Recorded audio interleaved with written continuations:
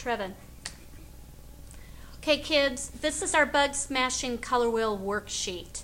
Everybody's going to start with one of these today, and they will first write their name in the corner. When you go get your paper, you will see pencils in a pencil container right by the pile.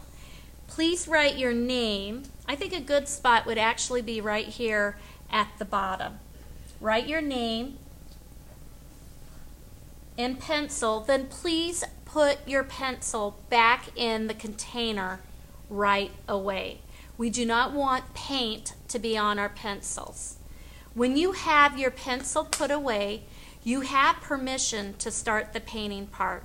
I tell kids that long sleeves are what's going to get messy. And so what you need to do is roll them. A lot of kids will push them above their elbows, but they come down. Since we're finger painting today, it's a definite must to have those pushed up or rolled while we have clean hands. Then I'm actually going to color or paint today with my primaries. Primary colors are our main colors. Yellow, blue, and red. And we want to keep our paint colors clean.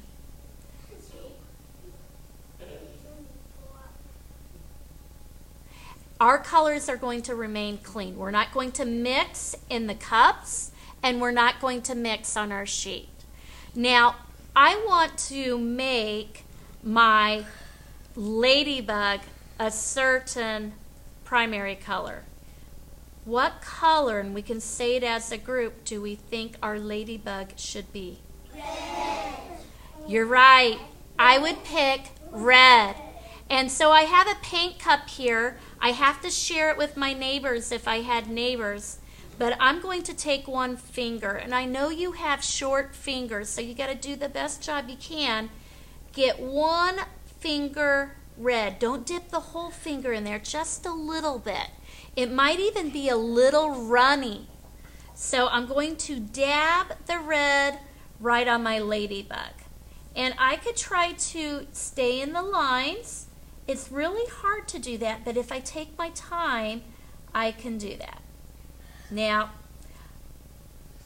if I run out of paint, I of course could add a little bit more red to my finger. And sometimes there's paint even on the side of the cup. If you kind of dab your finger on the side of the cup, you might find that good paint on the side of the cup too. Now, I have a dirty red finger here. I know I don't want to add red anywhere else on my paper today, but I'm not ready to wash my hands. So I'm going to take my other index finger and I'm going to paint my bumblebee. So all together as a class, I want you to tell me what primary color would be great for my bumblebee. Yellow. Excellent. You guys are paying attention. So I noticed that somebody maybe didn't have a clean hand or finger or paintbrush. Don't worry about that. You keep your colors clean. So I'm going to take a little bit of yellow on my other finger, which I'm not left-handed, but I can manage this. So I can paint the whole bumblebee yellow. If I want to paint even the wings and the bottom part of the bumblebee yellow, that's fine, because we're not going to be able to use color choices like black. So I will paint carefully. Notice I'm not doing these areas that look like leaves or little explosions. I'm saving those areas for next art period.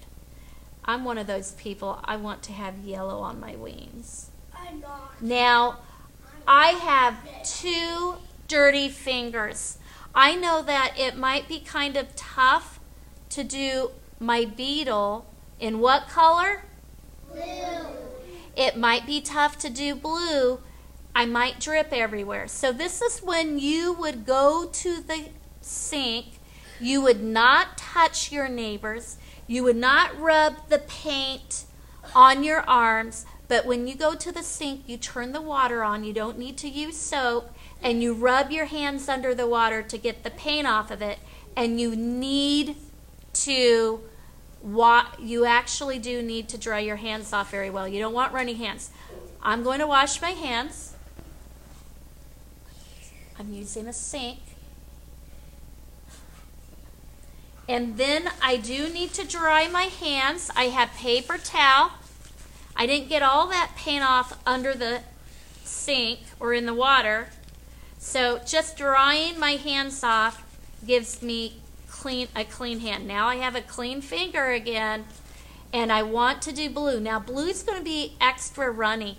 Remember not to fight over the colors with your neighbors. You will have to share. You will have to wait your time. If you're all trying to dip your fingers into the paint at the same time, you're going to have paint everywhere, and you will even have paint dripping all over the table, maybe on your paper.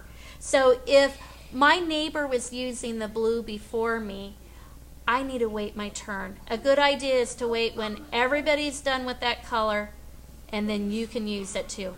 The blue will be a little runnier just because it's that kind of paint. And this is my blue beetle.